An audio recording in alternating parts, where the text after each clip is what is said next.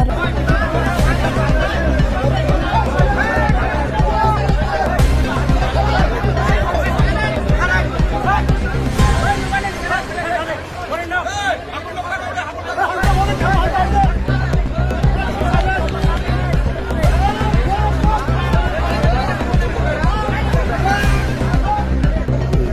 আমাদের 27-এর একটা polling station যেটা উত্তর বেতাকার, ওই পোলিং স্টেশনের যে মানে ইভিএম মেশিন আনা হয়েছিল একটা বাস দিয়ে, তখন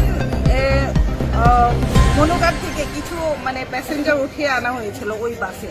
তা আমরা সেটা প্রতিবাদ করি যে এটা তো প্যাসেঞ্জার গাড়ি নয়, এটা ভোটের গাড়ি, এখানে তো প্যাসেঞ্জার যে কোনো প্যাসেঞ্জারকে আনা যায় না।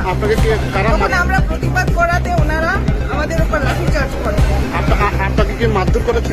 হ্যাঁ, একজন পেছনে লাথ মেরেছে, আরেকজন মেল কনস্টেবল আমাকে ওনাদের লাঠি দিয়ে আমার গায়ে ফিরেছে। তা আমি সেটা প্রতিবাদ করি যে মহিলা কনস্টেবল নেই আপনাদের এখানে, মহিলা কনস্টেবল থাকা সত্ত্বেও কিভাবে মেল কনস্টেবল একজন মহিলার গায়ে হাত তোলে, তাও পেছন থেকে লাথ মেরেছে। একজন ফৌজি হয়ে কিভাবে এইভাবে মহিলার পেছনে লাথ মারে? কিরকম কাওয়ার্ড বিহেভিয়ার ওদের! এভাবে কি দেশের সেবা করবে? এভাবে রাজ্যের সেবা করবে? একজন ফৌজির কাছ থেকে তো এরকম আশা করা যায় না। মহিলা কনস্টেবল থাকা সত্ত্বেও কিভাবে মেল কনস্টেবল পেছনে লাফ মারে মহিলার গায়ে? আমি তো বাধা দেওয়ার চেষ্টা করেছি, যারা ভায়োলেন্স করেছে ওদেরকে সামলানোর চেষ্টা করছিলাম।